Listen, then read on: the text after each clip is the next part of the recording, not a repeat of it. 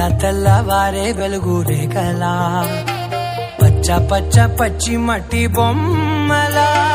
అల్లి బిల్లి వెన్న పాల నురగలా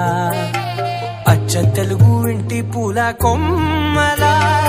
దేవదేవుడే పంపగ ఇలా దేవతే మా ఇంట అడుగే పెట్టెనంట బ్రహ్మ కళ్ళలో కాంతులే